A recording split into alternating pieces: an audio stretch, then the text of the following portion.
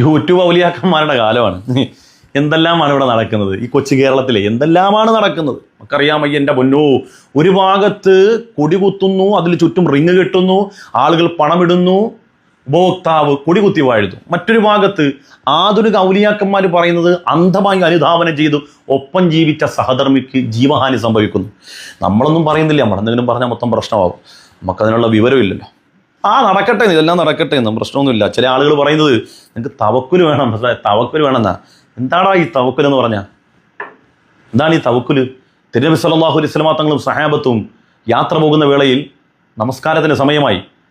അവർ സഞ്ചരിച്ചിരുന്ന ഒട്ടകത്തെ കെട്ടാതെ പ്രാർത്ഥനയ്ക്ക് വന്ന സ്വഹാബികളോട് നബി സല്ലല്ലാഹു അലൈഹി വസല്ലം തങ്ങൾ പറഞ്ഞു, ആദ്യം നീ പോയി ഒട്ടകത്തിനെ കെട്ടിട്ട് വാ. സ്വഹാബികൾ പറഞ്ഞു, പ്രവാചകരെ, ഞങ്ങൾ അള്ളാഹുവിലേക്ക് വരവേൽപ്പിച്ചിട്ടുണ്ട്, എന്നതിനാണ് ഒട്ടകത്തെ കെട്ടുന്നത്? ഇവർക്ക് തവക്കുലിൻ്റെ അർത്ഥവും ആശയവും പഠിപ്പിച്ചു കൊടുത്ത തിരുനബി സല്ലല്ലാഹു അലൈഹി വസല്ലം തങ്ങൾ പറഞ്ഞ മറുപടി എന്താ? നീ ആദ്യം പോയിട്ട് ഒട്ടകത്തെ കെട്ട്, എന്നിട്ട് അള്ളാഹുവിലേക്ക് വരമേൽപ്പിക്കാൻ. പഴയകാലത്തൊരു ചൊല്ലുണ്ട്, താൻ പാതി തമ്പുരാൻ പാതി.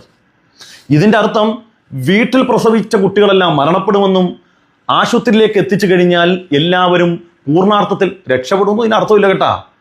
എല്ലാ ആധുനിക സംവിധാനങ്ങളിലും ഹോസ്പിറ്റലിൽ കൊണ്ടുപോയിട്ടും ഡോക്ടറിൻ്റെ ചികിത്സാ പിഴവ് മൂലം കുട്ടികൾ മരണപ്പെട്ടിട്ടുണ്ട്. അപ്പോഴും KSRTC ബസ്സിൽ വെച്ച് പ്രസവം എടുത്ത പെൺകുട്ടി സുരക്ഷിതമായി KSRTC ബസ്സിൽ പ്രസവിച്ച സംഭവമുണ്ട്. അപ്പോൾ നമ്മൾ ചിന്തിക്കേണ്ടത്, പഴയ കാലത്ത് നമ്മുടെ മുൻഗാമികളായ അച്ഛനും അമ്മയും എല്ലാ മതത്തിൽപ്പെട്ട ആളുകളും 10ഉം 12ഉം ഒക്കെ പ്രസവിച്ച കാലത്ത്, ഇന്നത്തെ കാലത്ത് നമ്മൾ ലളിതമായി കാണുന്ന ഒരാൾ രക്ഷപ്പെടാൻ സാധ്യതയുള്ളൊരു രോഗം അന്നുണ്ടായാൽ ഫലപ്രദമായി ചികിത്സിച്ച് മാറ്റാനുള്ള സംവിധാനങ്ങളില്ലാത്തത് കൊണ്ട് എത്രായിരം കുട്ടികൾ മരണപ്പെട്ടിട്ടുണ്ട്. അപ്പോൾ നമ്മൾ ഇതിനെ മനസ്സിലാക്കേണ്ടത്, ഇന്നത്തെ കാലത്ത് രക്ഷപ്പെടാനുള്ള ഒരു സാധ്യത ഇന്നത്തെ ആധുനിക സംവിധാനങ്ങൾ ഉപയോഗപ്പെടുത്താൻ കഴിയുമെങ്കിൽ എന്തിനാണ് ഈ റിസ്ക് എടുക്കാൻ നടക്കുന്നത്? ഇന്ന് നമ്മളേറെ ബഹുമാനിക്കുന്നവരുടെയൊക്കെ ഭാര്യമാർ ഹോസ്പിറ്റലിൽ പോയി പ്രസവിക്കുന്നു, ഓപ്പറേഷൻ നടക്കുന്നു, ഇതെല്ലാം നടക്കുന്നില്ലേ? അപ്പോൾ അവരെല്ലാം മണ്ടന്മാരാണ്. അപ്പം ഞാൻ നിങ്ങളെ ആരെയും വിമർശിക്കാൻ വന്നല്ല, അതിനോട് യോഗ്യതയില്ല. എനിക്ക് നിങ്ങളോട് പറയാനുള്ളത്, നിങ്ങൾ ഈ ആളുകൾ അന്ധമായി അനുകരിക്കുന്ന ഈ പണി അങ്ങോട്ട് നിർത്തുക. പ്രശ്നം ഈ ആത്മീയ വിഷയങ്ങൾ മാത്രമല്ല കേട്ടോ. സമീപകാലത്ത് അറിയാം, അക്യൂപഞ്ചറിസ്റ്റ് ഭർത്താവിനോട് വീട്ടിൽ പ്രസവിപ്പിച്ചാൽ മതി, ഹോസ്പിറ്റലിൽ കൊണ്ടുപോയാൽ കത്തി വെക്കുമെന്ന് പറഞ്ഞപ്പോൾ വീട്ടിൽ പ്രസവമാക്കി, പെൺകുട്ടി മരണപ്പെട്ടു പോയി. നമ്മളൊക്കെ വായിച്ചിട്ടുണ്ട്. ഇത് പല മേഖലയുണ്ട്. ചില ആളുകളെ അന്ധമായി അനുകരിക്കുന്നുണ്ടാകുന്ന പ്രശ്നമാണ്. അതൊരു വിഷയത്തിലല്ല. ഇന്നത്തെ ഏറ്റവും വലിയ ദുരന്തം എന്ന് പറഞ്ഞാൽ ഈ യൂട്യൂബ് വഴി പല ആളുകളും പറയുന്നത് കേൾക്കുകയും അംഗീകരിക്കുകയും തൊണ്ട തൊടാതെ വീഴുകയും അവരുടെ ആരാധകന്മാരായി മാറുന്ന, ഫാൻസായി മാറുന്ന ആളുകളുണ്ട്. അതൊരു വിഷയത്തിൽ മാത്രമല്ല, പല വിഷയത്തിലും. നിങ്ങൾ ആലോചിച്ച് നോക്കിയേ, ഭർത്താവ് അയച്ചു കൊടുക്കുന്ന പണം മുഴുവനും എവിടെയോ ആരോ കെട്ടിയ കൊടിയുടെ താഴെ കൊണ്ടുവന്ന് കുന്നുകൂട്ടിയിടുന്ന ആളുകൾ നമുക്കിടയിലില്ലേ? അതും ഒരു അന്ധത തന്നെയല്ലേ? ആരാണ് ഈ മനുഷ്യന്മാർ? ഇവരുടെയൊക്കെ ക്വാളിറ്റി എന്താണ്?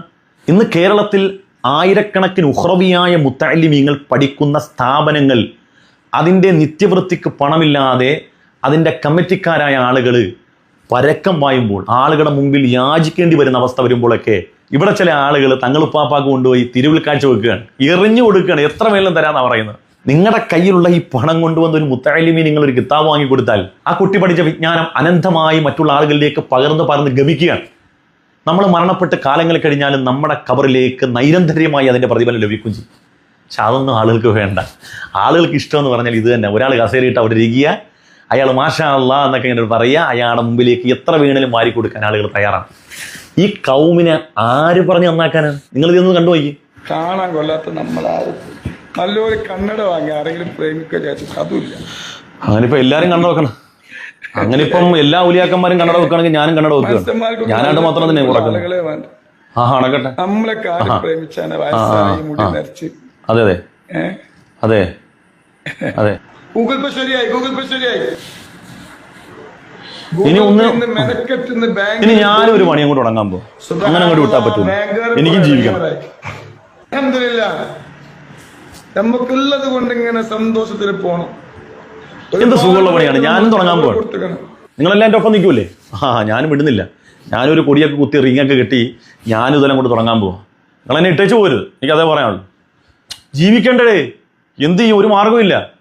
ഈ പള്ളിയിൽ കിടന്ന് നമ്മളിങ്ങനെ ഒരു മാസക്കാലം ഇങ്ങനെ തുഴഞ്ഞാൽ ഒരു കരയിൽ നിന്ന് മറുകരയെത്താൻ എന്തെല്ലാം പാടുപെടണം, എന്തെല്ലാം ബുദ്ധിമുട്ടണം. കല്യാണക്കാർ, വരവാസോലിക്കാർ, ഇവർക്കെല്ലാം കൊടുത്തു തീർക്കണ്ടേ? ഇതാകുമ്പോൾ ആഴ്ചയിൽ ഒരു പ്രാവശ്യം ഈ കിണറിൽ നിറയുന്ന പൈസ മതി. അള്ളാഹുവെ, മഴ പെയ്ക്കൽ ഇടക്കുന്നു, പൈസ ആഴെ പോവും. ഈ കിണൽ വീഴുന്ന പൈസ മതി ഒരു വർഷത്തേക്ക് ചെലവിനുള്ളതാവും. അപ്പോൾ എല്ലാവരും സഹകരിക്കണം. ഇൻഷാ അല്ലാഹ് ഞാനൊരു പുതിയ കൊടി കുത്തുന്നുണ്ട്. ആരും മുങ്ങിക്കളയരുത്. ഇൻഷാ അല്ലാഹ്.